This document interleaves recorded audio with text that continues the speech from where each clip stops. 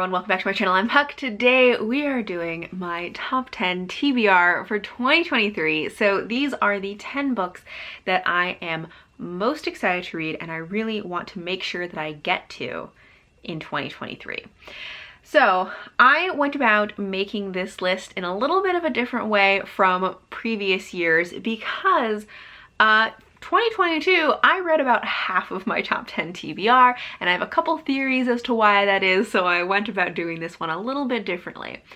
In previous years, the way that I have made these TBRs is mostly focusing on long, chunky fantasy books that were often the first book in a series and were things that I was kind of using this TBR as a way to motivate myself to read books that I wanted to get to in the year. I also was kind of thinking of it in a more, my time frame for it was more vague of like, oh, I want to read this at some point during the year. There wasn't a great sense of urgency or motivation or excitement. Well, there was excitement, but in a more vague kind of way of like, at some point I'll read these.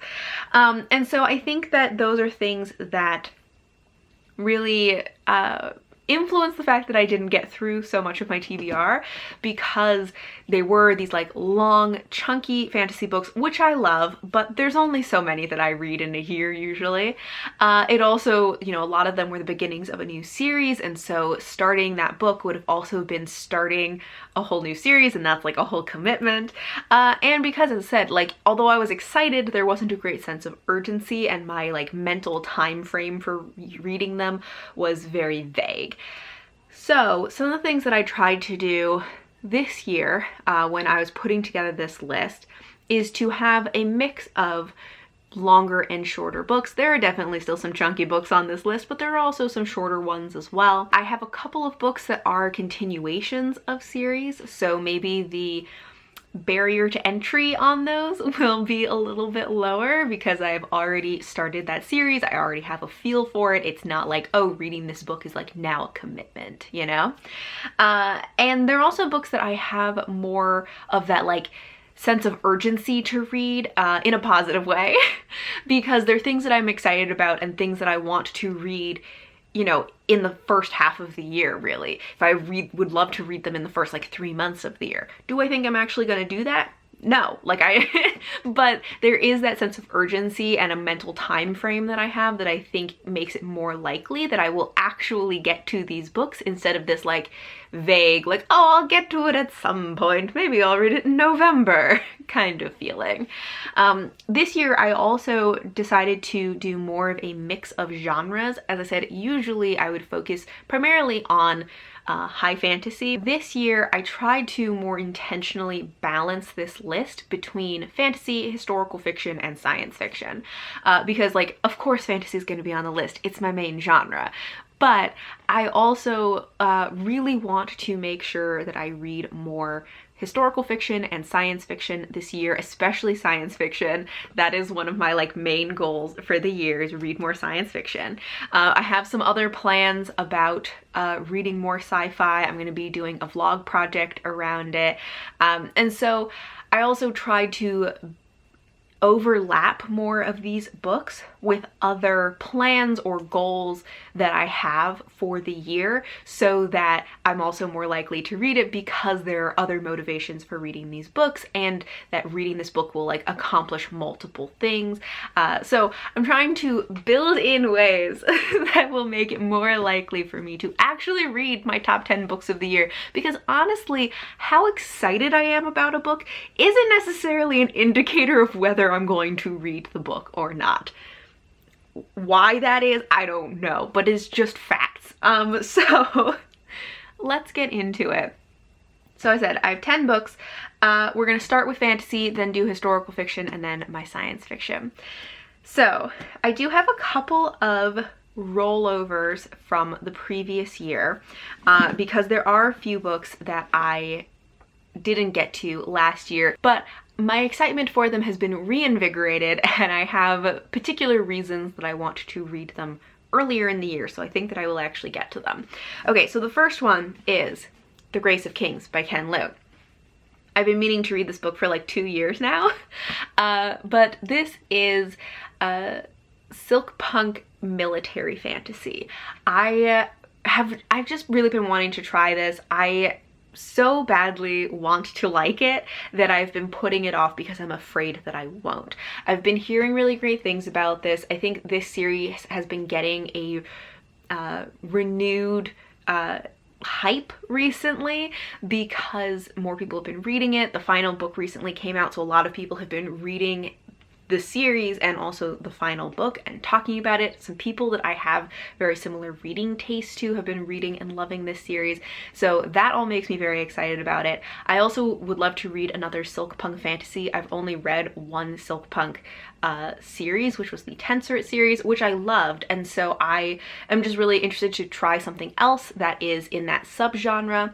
I've read Ken Liu's short story collection, the Paper Menagerie, and thought they were really great short stories. Like, I'm not really a short story person, but that's probably one of the best short story collections that I've read. So I also like, I really want to read more from this author, and something that is not short form, something that is like a full novel, a full series from this author. So there's so many reasons that I want to read this book, and I'm excited about it. The thing that makes me hesitate is that I believe it is military fantasy, and I don't tend to really like military fantasy. So that makes me a little bit worried that maybe I won't like it, but I have so many reasons that I think that I will. I just need to give it a try, and even if I don't like it, at least I will know. I can't just keep putting it off. So I really want to read this one and read it soon. Next up, we have a continuation of a series, which is City of Night by Michelle West. This is the second book in the House War series. The first book, which I read last year, which was The Hidden City, follows a few characters, but we start out with following this man who's kind of a reclusive artifact smuggler, I guess, and he usually avoids people in general, but kind of unintentionally ends up taking in this little girl that he finds, and then she starts taking in other children and creating this little like found family of like child thieves. I think that the series then goes, like, it's a very long series, and I think it gets into something about like demons coming into the world and something like that. I don't really know. But the first book in the series, I loved the first half. There's something about Michelle West's writing that you kind of have to get into. It's kind of idiosyncratic. Like, it has some idiosyncrasies, some quirks to it. But once I got into it, I loved the first half. I didn't really like the second half so much, and so I ended up having very conflicting feelings about that book. So that's a lot of why I want to read this second one, because this is kind of my test to figure out, do I want to continue on with this series? Is this going to be more like the first half of the book, which I loved, which would be amazing, and then I would continue on with the rest of the series? Or is this going to be more like the second half of the book, which I was like not as into, and then I might not continue on with the series? We'll see. But I really want to get to this second one, and I am excited to read Michelle West's writing again, because as I said, it has some real quirks to it. I kind of had to get used to it, but once I did, I really liked it. All right, after that, we have Forestborn by Elaine Audrey Becker. This is YA fantasy, and this is kind of one of those books where I don't remember a lot about the plot. It's one of the ones where, like, I read the description once, thought it sounded great, immediately forgot everything, and was just left with like a general feeling of excitement. But I think that it is, you know, it's YA fantasy. I think our main character has some kind of magic that is both very useful but also very feared in this world, and that there's a mysterious illness going around, and she is on a quest to figure out how to cure it. It promises forest vibes. That's all I really need, is it promises forest vibes, and so I'm in. Also, I know that Kara has read this book and really liked it, and so that also makes me excited about it. This is the beginning of a series, but it is a duology, so there's only 2 books, and it's not too long, so if I do like this, it's not like a huge commitment. Okay, and then the next one that I have is sort of a transition book because it is historical fantasy. So this is transitioning us between the fantasy books and the historical fiction books, which is The Children of Gods and Fighting Men by Shauna Lawless. Another one where I read the description, I was like, this sounds so much like right up my alley, my kind of thing, and then immediately forgot everything about the description because I kind of don't want to know too much about this. I am very excited about it, but I also want to like temper my excitement because I don't want to overhype it for myself and then be disappointed. So I'm kind of trying to like not know too much about it so that I don't have too many expectations going into it. But it is historical fantasy set in 981 AD after the death of a Viking king in Dublin. And I know that it involves, you know, the fair folk and battles between different immortal beings. I think that there's a character who is a healer in this. It just sounds like it has so many of the elements of the things that I love. And really the question to me is like, is the execution of this story going to be something that I love? But I am really excited about this and I really want to get to it soon. That was my historical fantasy, and now we can move on to historical fiction. First up is another rollover from the previous year, which is The White Mare by Jules Watson. This is the first book in, I think, a trilogy of historical fiction. This is also maybe like on the border of being historical fantasy. Sometimes I feel like there's a lot of historical fiction that has like a little bit of a fantastical element, and I'm like, where's the line at which it becomes fantasy? I don't know. But this is set in 79 AD during the Roman occupation of Britain, and we are following a healer. That's all I really know about it. I know that this is a book that I've been meaning to get to because it is often recommended for fans of Juliet Marillier's books, especially the Seven Water series. So I just need to like finally get to this. I think this is another one that I have put off because I wanted to like stay a possibility, you know, I wanted to stay the possibility of loving it because it has been compared to a book that I love, but we need to just find out, you know? This is the year we're just gonna rip off the band-aid and find out if I like these books that I have been putting off. Okay.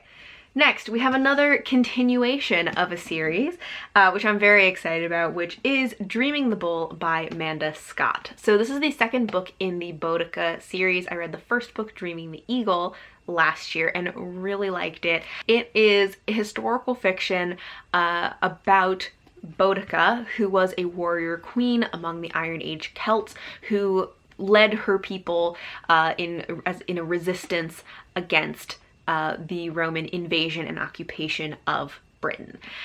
And yeah, I read the first book last year and I loved the writing, I loved the way that she wrote the world, the people, the culture, and the spirituality of the people.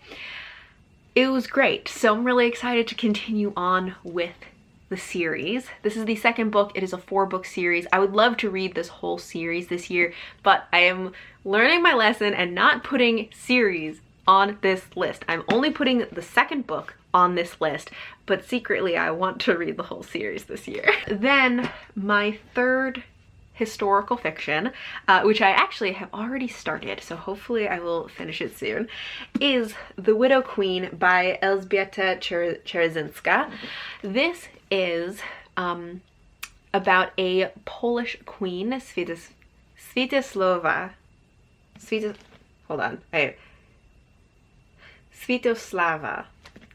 I think. I looked up, I was trying to figure out how to pronounce the name in Polish. This book was originally written in Polish and translated to English, but it is about this Polish queen who we know exists. Not too much is known about her, and so this is the author pulling together the bits and pieces that we do know about this woman's life and kind of revoicing her, giving her a fuller story. And that's always a concept in stories that I think is really interesting. I have enjoyed other books that have that sort of concept of taking like the few bits and pieces about a woman either in mythology or history that we do know, and then trying to flesh out and really tell her story. So as I said, I've already started this. I'm only about 50 pages into it, but I am liking it so far. So I am very excited to be reading this, and hopefully we'll finish it in January and already like be making progress on my TBR for the year. Okay, and now we are on to the sci-fi books. So first up, I want to talk about a continuation of a series. This is the only one that I don't physically have a book for, but I want to read The Warriors Apprentice by Lois McMaster Bujold.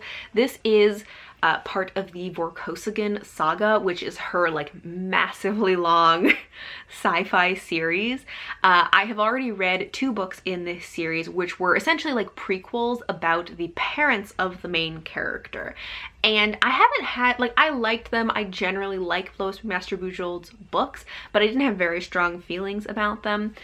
But I wanted to read at least 1 or 2 more books in the series because The Warriors Apprentice is the first book in the series that is really following our main character, who I believe his name is Miles Vorkosigan. And so I wanted to make sure I got to 1 or 2 of the books that had him as a main character, because he's really the character that people talk about, that people have loved as part of this series. So I really want to get to The Warriors Apprentice. I've been listening to this series on audiobooks so far, and I think I'm going to continue on doing that, which is why I don't have a physical copy of it. But I am excited to get to it because, as I said, I generally like Lois McMaster Bujold's books. I like the way that she writes characters. She has these very, like, very practical characters in the way that they approach life and relationships, and there's just something about them that is so endearing. So I'm excited to get to this and to finally get to a book about Miles Vorkosigan, because I have heard how much people love him as a character. Next up is The Genesis of Misery by Neon Yang. This is a recent release from last year that is mech sci-fi, which I only recently learned what that is. But I loved the Tensor series by Neon Yang, which I read in 2021, which is Silkpunk Fantasy. So this is their first full-length novel and first sci-fi, but I'm really excited to have something new from them. I think that this is like Joan of Arc in space with giant robots is what I have heard. So I don't really know what to think of that, but I am really excited to have something else from this author, and just to see what their writing is like in full-length novel form, what their writing is like for sci-fi, and see, like, I loved the fantasy series from them so much, see if I get on with their sci-fi books as well. So this is going to be part of my, like, exploration of the sci-fi genre, and see what I think of mech sci-fi, because, you know, learning something new every day. That is a subgenre. Okay, and then the last book that I have is The First Sister by Lyndon A. Lewis. This is another one where I don't remember too much about it. It says, First Sister has no name and no voice. As a priestess of the sisterhood, she travels the stars alongside the soldiers of Earth and Mars, the same ones who own the rights to her body and soul. When her former captain abandons her, First Sister's hopes of freedom are dashed as she is forced to stay on her ship with no friends, no power, and a new captain. There's more to it, but it sounds really interesting. This is one that has always, like, piqued my interest, and I really want to get to this also as part of my, like, exploring sci-fi as a genre. This is another one that I think I've seen more people reading recently and have heard really good things about it. So I'm excited to get to this one as well. Okay, so those are all of the books on my top 10 TBR for the year, the 10 that I am most excited for, that I want to get to soon for the year, and hopefully will help me check off some boxes on my other plans and goals for the year. But I would love to know, either have you read any of these? Where would you suggest I start from this list? I have some ideas, but it's always exciting to hear recommendations and excitement from other people who have read the books. Or what is a book from your top 10 TBR, something that you are super excited to get to in 2023? I would love to know. Thank you all for watching, and until next time, bye.